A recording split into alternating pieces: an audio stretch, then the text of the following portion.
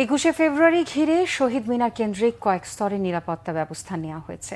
নজরদারিতে CC camera, metal detector সহ নানা ব্যবস্থা থাকার কথা জানিয়েছেন Dhaka metropolitan police commissioner Sheikh Mohammad Sajjad Ali.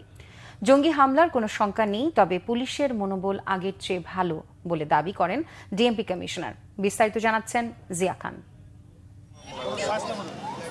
আর মাত্র কয়েক ঘন্টা, তারপর কেন্দ্রীয় শহীদ মিনারে জাতি শ্রদ্ধা ভরে স্মরণ করবে শহীদ দিবস ও আন্তর্জাতিক মাতৃভাষা দিবসের বীর সেনানীদের। প্রথমে পুষ্পস্তবক অর্পণ করবেন মহামান্য রাষ্ট্রপতি ও প্রধান উপদেষ্টা সহ রাষ্ট্রের গুরুত্বপূর্ণ ব্যক্তিবর্গ।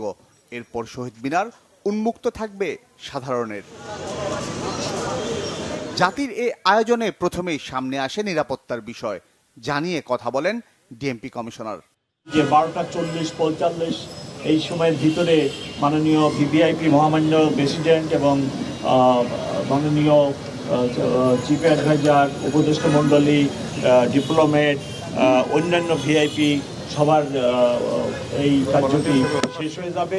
তারপরে জনসাধারণের জন্য উন্মুক্ত করা হবে। এই সময়টা একটু মেনে আসেন, তাহলে ওনাদেরও কষ্ট কম হবে।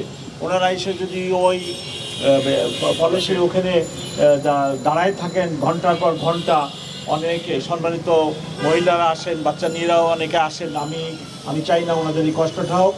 শহীদ দিবসের সুনির্দিষ্ট হুমকি নেই, তারপরও নিরাপত্তার কমতি নেই বলে দাবি শেখ মোহাম্মদ সাজ্জাদ আলীর। জঙ্গি আশঙ্কা নেই, জঙ্গির সেরকম কিছু নেই, তবে শীর্ষ সন্ত্রাসীদের ইন্টারেস্ট ভিন্ন ক্ষেত্রে।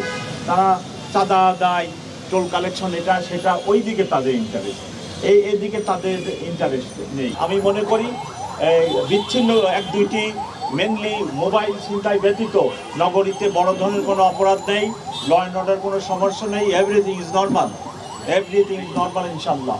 এবং আমার অফিসার ফোর্স সবাই আমরা মনোবল ফিরে পেয়েছি এবং চমৎকারভাবে কাজ করতেছি।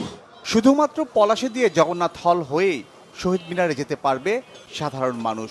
শ্রদ্ধা শেষে রোমানা ক্রসিং দিয়ে দোল চত্বর হয়ে বের হতে হবে, বাকি সব রাস্তা বন্ধ থাকবে। জিয়া খান, বাংলা ভিশন, ঢাকা।